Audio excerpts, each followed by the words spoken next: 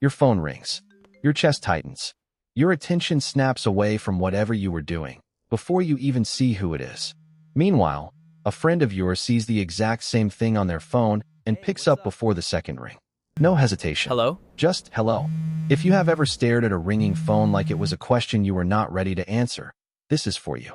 Because for some people, texting feels easier than calling for a reason that has very little to do with being cold, distant, or uninterested.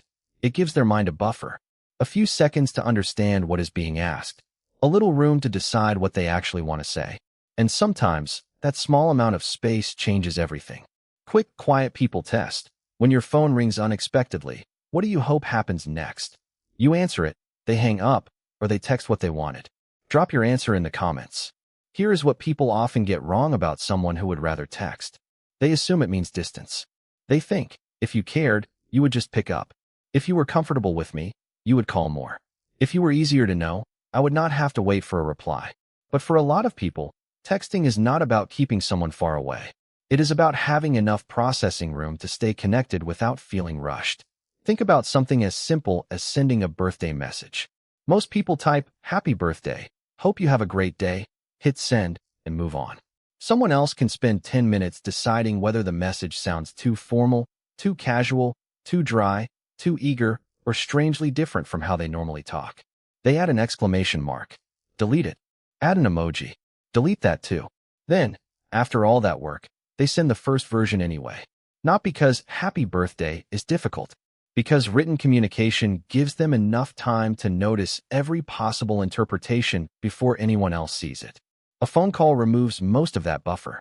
Someone asks you a question and your answer has to arrive almost immediately. You are listening to their words, reading their tone, thinking about your response, noticing your own reaction, and trying not to leave a silence long enough for the other person to wonder whether something is wrong. That is a lot of processing packed into a few seconds. And the strange part is that none of it looks difficult from the outside. The other person just hears a pause. You feel the entire machinery behind it. That is why someone can write a thoughtful message with no problem, then feel strangely clumsy when asked the same thing live. In text, you can reread the question. You can start a sentence, realize it is not what you mean, and begin again. You can step away for 5 minutes if your mind is somewhere else. A call keeps moving. There is no draft folder for your voice. No backspace button. No chance to quietly replace the sentence you just said with the one you wish you had said. And that difference matters more to some people than others. There is a useful psychological idea underneath this. Communication does not only involve what you say. It also involves how quickly you are expected to process, regulate, and respond. The faster the exchange, the less time your brain has to separate the first reaction from the response you actually want to give. For someone who naturally thinks before speaking, that can create a weird kind of pressure. Not panic, necessarily. Just the feeling that the conversation is moving half a step faster than your mind prefers.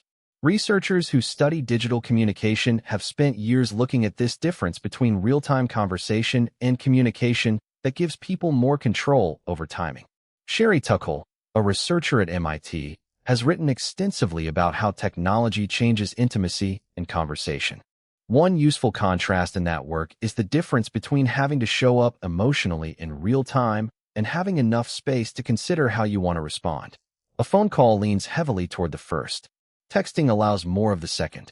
That does not make texting deeper, and it does not make calls more authentic. It simply means the two formats place pressure in different places. For one person, a live voice feels warm and easy. For another, the same live voice creates the feeling of being put on the spot. And this is where the story gets more interesting. Because people who love phone calls are not necessarily more relaxed than people who prefer text. Sometimes they are anxious too, just about something completely different. A texter may worry about saying the wrong thing too quickly. A caller may worry about not knowing what a message means.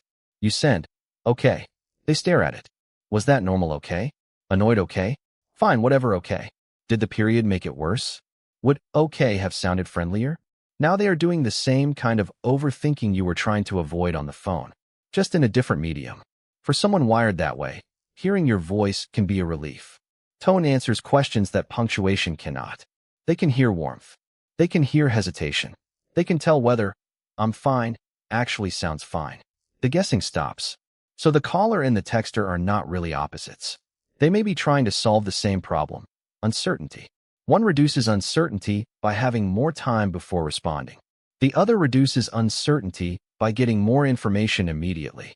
That is a much more useful way to understand the difference than one person is social and the other is antisocial.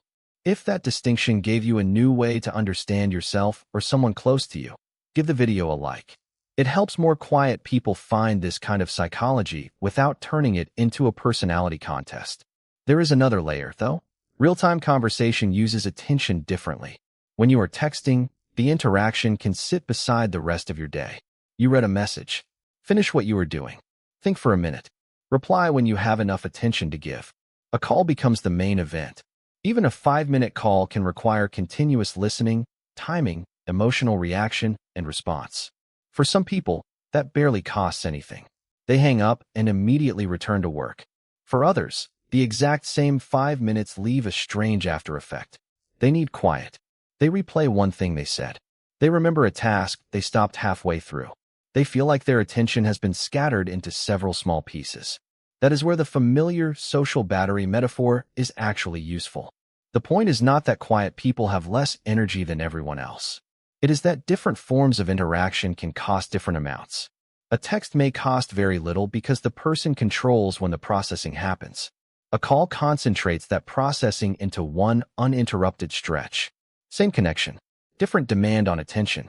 And this does not always come from anxiety. Some people simply think better in writing. Their first thought is rarely their clearest thought. They discover what they mean while arranging the sentence. Writing gives them a few extra seconds to turn a vague reaction into something precise. Other people are the opposite. The written sentence feels incomplete without a voice attached to it. They would rather talk for 2 minutes than exchange 12 messages trying to establish what everyone means. Neither style tells you who cares more. It tells you where each person gets clarity.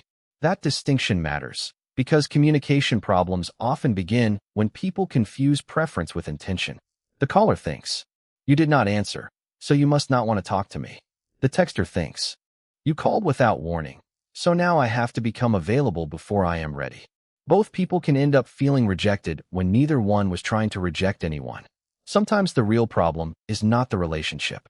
It is that both people are using the communication style that makes them feel safest and assuming it should feel the same to the other person. But there is one uncomfortable question worth asking. When does a preference stop being a preference? There is a healthy version of choosing text because it suits the way your mind works. You think better with a little space. You like knowing the context before you respond. You still answer important calls. You can call someone you care about when the situation needs more than a message. If a trusted person rings, you may not love it, but you are not immediately trapped by it. That is simply a communication preference. Then there is another version that looks similar from the outside. You let every call go to voicemail, even from people you care about. You promise yourself you will call back later, but later keeps moving. The missed calls pile up. A 2-minute conversation becomes a 30-minute rehearsal in your head.